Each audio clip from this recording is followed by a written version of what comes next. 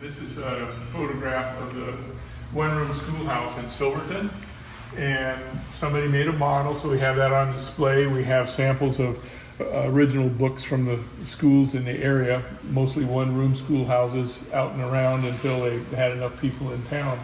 And then this bell right here came from the Silverton school, and usually we let a kid, when they come in, ring the bell, and if they're school groups, they come in and they get quite a charge out of it because it's loud.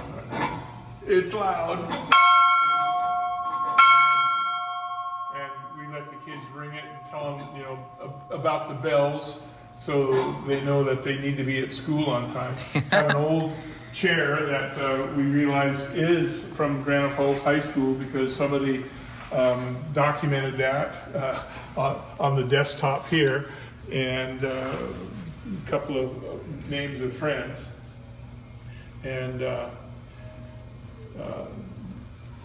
we come into the third room, and we have several displays. We have fighting display, automotive displays, and you know, homestead and living a long time ago displays.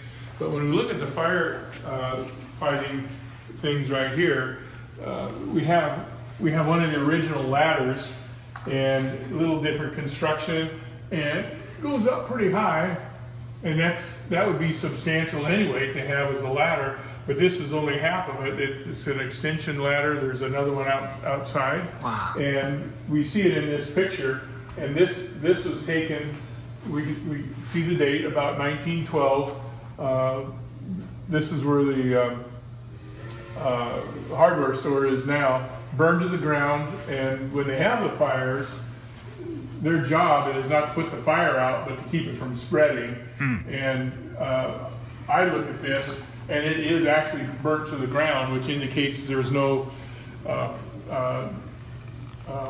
plumbing, probably like plumbing fixtures or anything to sort of help it as a skeleton. And it tells an awful lot, shows the buckets because there is no water supply, and buckets on the ground, buckets on the trailer. And then we have the buckets that for fire use only. People don't care about the words, but when they put the rounded bottom on, they can't use it for anything else. And so you can see some of the buckets here with rounded bottoms, and the reason is they don't stand up by themselves. And then a variety of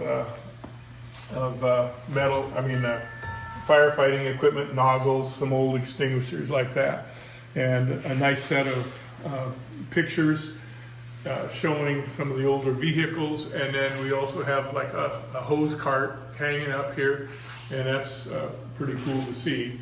And on this picture, these two guys are carrying it. Same thing with this ladder right here.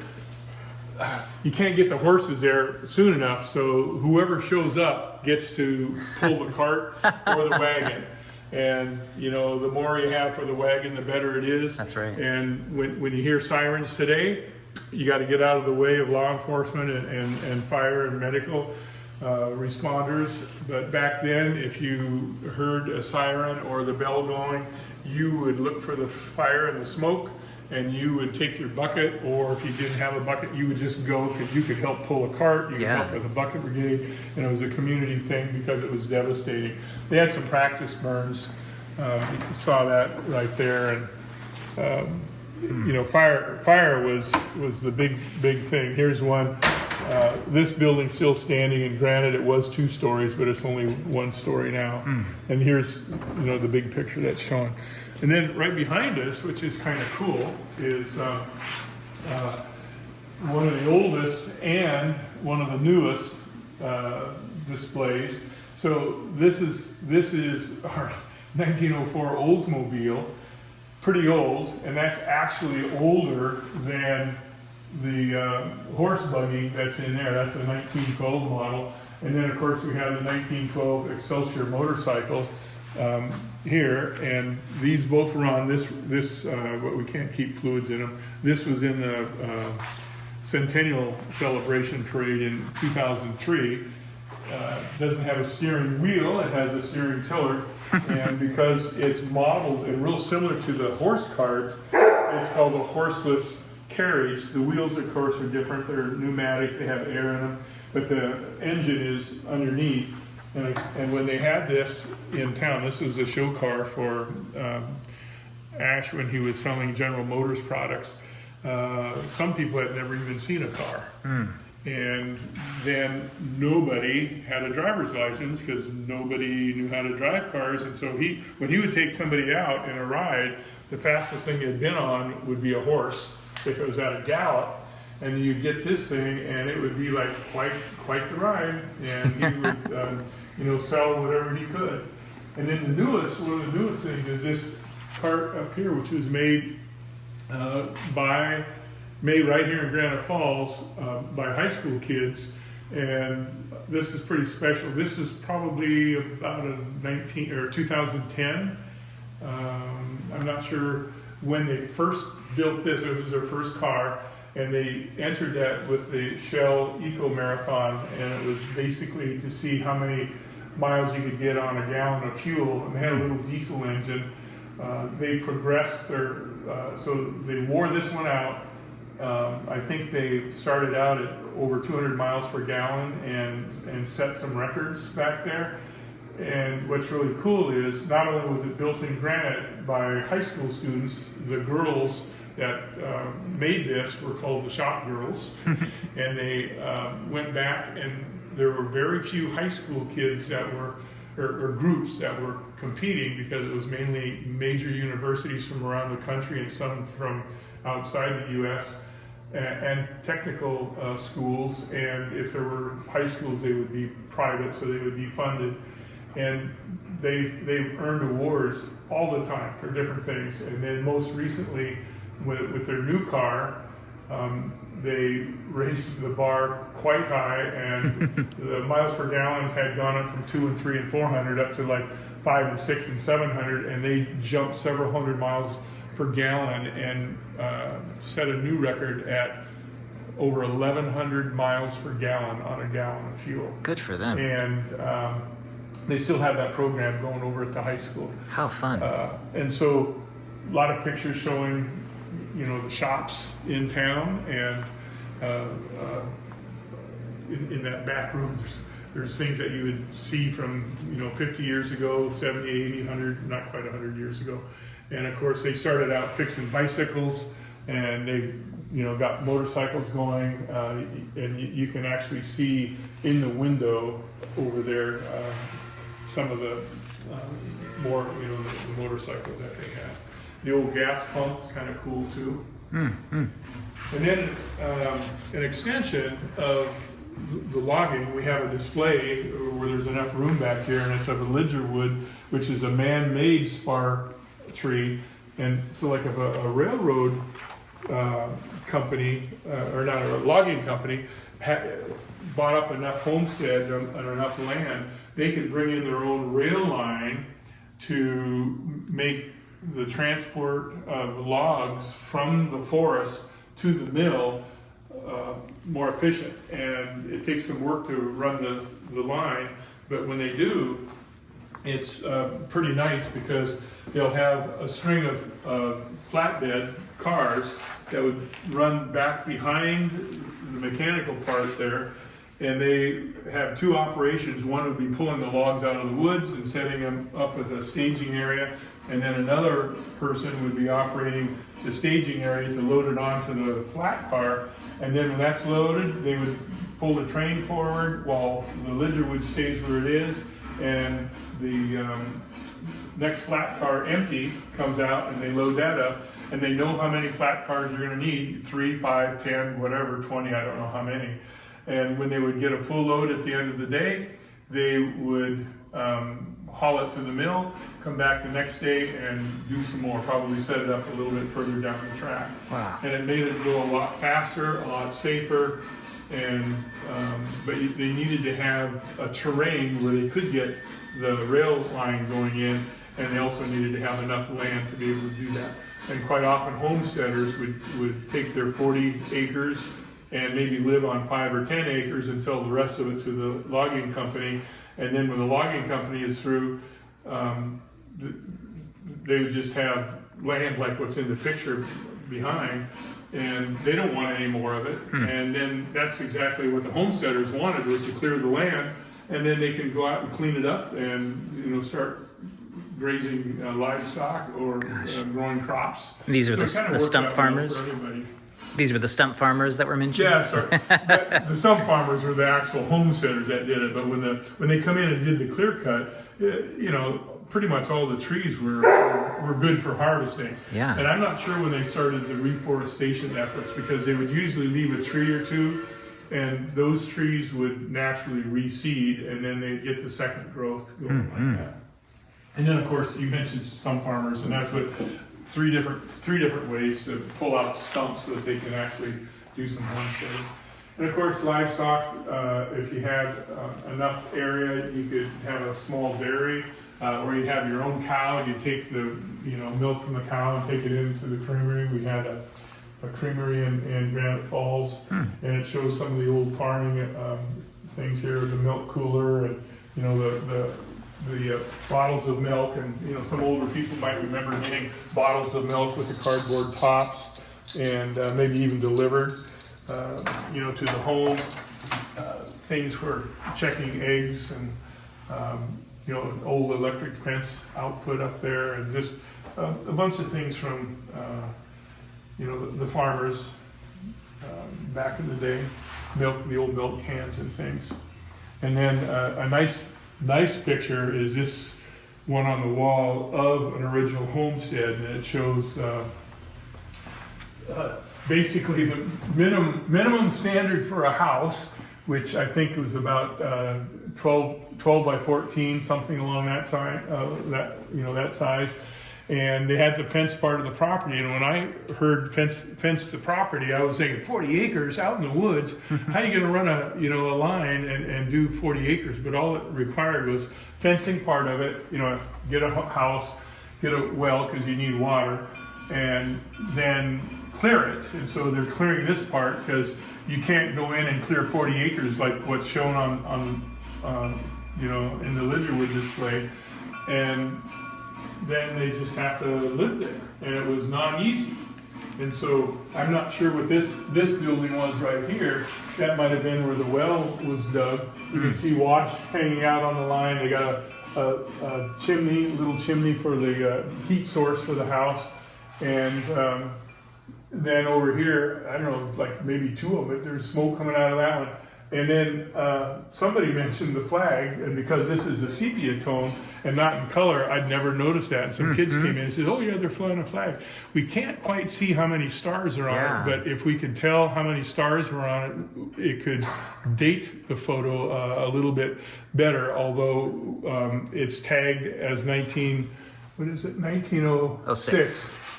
Yeah, and I think we went to 48 stars. I think it was in 1912. And so they have a horse back in there. This kid's holding a chicken. Got another chicken running loose here. There's a dog or a sheep or something over there. And I don't know, it's just, they got to live there. And it's really tough. And so some would sell after their 5 years were up. And they would make enough money to go live in town and maybe start a career doing something in town, working at the hardware store or something like that. And then the other thing is people like to dress up, and we have the millinery shop in the first room, and we have to showcase here some fancy dresses and fancy hats. Everybody's got a hat. Except the woman in the middle here, but you can see hers is on her knee in front. But everybody would dress up, and that's what they would do. And when you look, here's a log, and when you see this log, it's like, oh, that's a big log. But then we have this motorized crosscut saw, and this log is actually about the same size as what's in there. And I'm just wondering, they're posing for a picture, and this has the bark off of it even. But, somehow they put all the women got up there, and I don't know if they stepped on this as a step, but I'm kind of thinking the guys wanted them up there so that they could help them up, and they're all dressed up fancy, and they're just out for probably a Sunday afternoon walk. And then we can identify this because we know it was on the hand pump speeder cars that you'd see in the cartoons where they had the bar that would go up and down, and trains didn't run on Sunday, so they basically hijacked that cart, and they all piled on, and they went up a couple of miles out of town into the Rogue Canyon. You can see the tunnel opening in the back, and the people are all posing, and they're just quite the group out for a Sunday afternoon. It's wonderful. And then, do you want to look in here? Sure, please. And we have this in progress, which is this used to be our display room, our theater room. We had a screen on the back wall and a projector, so we'd show some of our videos. But what we did, we got this display from of the town of Monte Cristo. So it's a scale model, extremely accurate, very detailed, from the 1890s, early 1900s of the town of Monte Cristo. And that picture on the wall is a painting of a photograph, and that was just recently donated to the museum in June of 2024. And we got this earlier in the year in 2024, and it was too big to get out of the guy's house because he built it in his large basement, and it actually showed the entire Everett Monte Cristo rail line from Everett all the way through Snohomish, up through Hartford and Granite Falls, and all the way out past Verlot and up to Monte Cristo. And this is the Monte Cristo end, and it's just very detailed. We have some more things that we're going to add to it. It is a working model. We need to get the wiring all set back up again, and it will be a great display. We have more pictures we're going to be getting up on the wall, and just kind of cleaning things up. But nothing is left except the turntable up there at Monte Cristo, and then also the identifying rock that's where the rail line comes in, and you can see it in the photo, you can see it or in the picture or the painting, and you can see it in the model, and then on the early photographs, that rock is still there, and that orients people when they come into town. And so this is the rock you're talking about? Yep. The rock with no name. We should name it Tom's Rock. No, I'm sure there are a lot more worthy people that could have. And it's probably there because they didn't want to move it when they bought the train line in. Yeah. But they could have, they had dynamite and they mined stuff. But very, very detailed, has some people in here.